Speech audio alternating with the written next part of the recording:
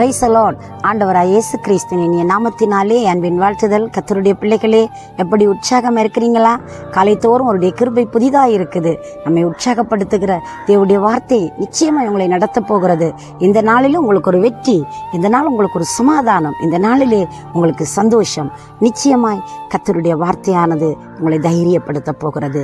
இந்த நேரத்திலே 16வது சங்கீதம் 8வது வசனம் இப்படி சொல்கிறது: கர்த்தரை எப்பொழுதும் எனக்கு முன்பாக வைத்திருக்கிறேன், அவர் என் வலது பாரசத்தில் இருக்கிறபடியால் நான் அசைக்கப்படுவதில்லை என்று சொல்லப்படுகிறது.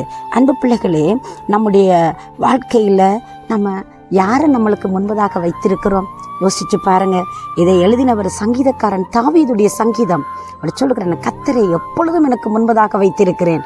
இன்றைக்கு மக்களுடைய வாழ்க்கையில, தேவ பிள்ளைகளுடைய வாழ்க்கையில அநேக விடயங்களில், அநேக சந்தர்ப்பத்தில் அநேக நபர்கள் வந்து அதை இடம் பிடித்து விடுகிறார்கள்.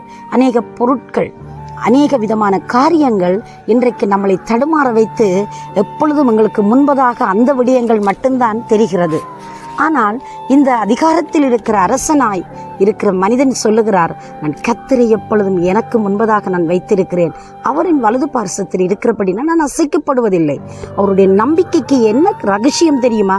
கர்த்தரை முன்பதாக வைத்திருக்கிறார். நான் அசைக்கப்பட மாட்டேன், நான் தோற்று போக மாட்டேன், நான் வீழ்ந்து போக மாட்டேன், எனக்கு எல்லாம் ஜெயமாய் மாறும் என்று சொல்லி அவர் சொல்லுவதற்கு என்ன ரகசியம்?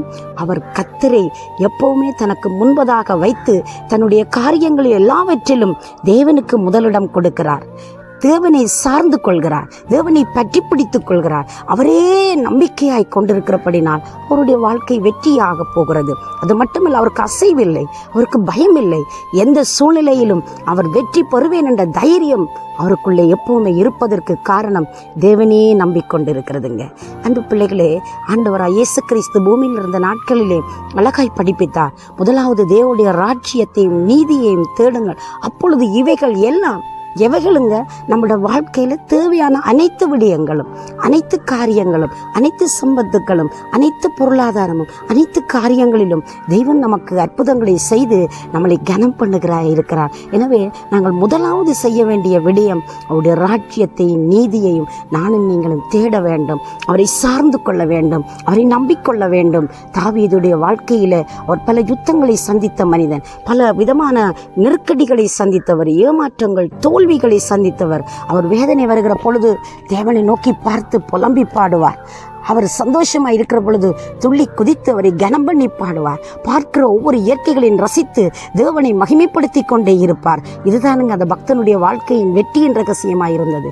ஏழ்மையாயிருந்தவன், சரித்திரத்தில் அவருடைய வாழ்க்கையை நாம் உற்று கவனித்தால் அவர் எதற்கும் ஒரு தகுதியில்லாத நபரை போன்று எல்லாராலும் ஒதுக்கப்பட்டவராய், அவருடைய பெற்றார்களால் வெறுக்கப்பட்டவராய், அவர் யாருமே கணக்கெடுக்காத ஒரு ஆடுகளை மேய்க்கிற ஒரு மேய்ப்பனாய் இருந்தவனை தேவன் அரசனாய் மாற்றினார்.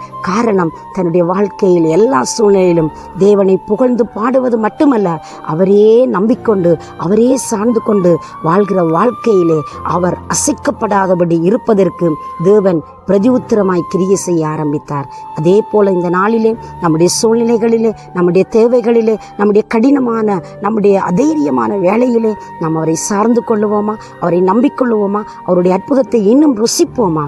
தேவன் எங்களுக்கு பக்கபலமாக இருக்கட்டும். அவரை சார்ந்து கொண்டு நாம் அவருக்காய் தொடர்ந்து ஓடுவோம், அவருக்காய் வெற்றி சிறப்போம். குதிரை யுத்த நாளுக்கு ஆயத்தமாக்கப்படும், ஜெயமோ கர்த்தரால் வரும். நீங்கள் ஆயத்தமாக்கப்படுங்களேன், அவரை சார்ந்து கொள்வதற்கு, அவரை நம்பிக்கொள்வதற்கு, அவரை பற்றி பிடிப்பதற்கு நீங்கள் இன்னுமாக விட்டு கொடுத்து பாருங்கள். உங்களோட வாழ்க்கையிலே நிச்சயமாய் என் தெய்வம் அற்புதம் செய்து கனம் பண்ண வல்லவராய் இருக்கிறார். ஆண்டவரை மகிமைப்படுத்துவோம். தேவன் உங்களுக்கு உதவி செய்யட்டும். உங்களுக்காக நான் ஜெபிக்கட்டுமா?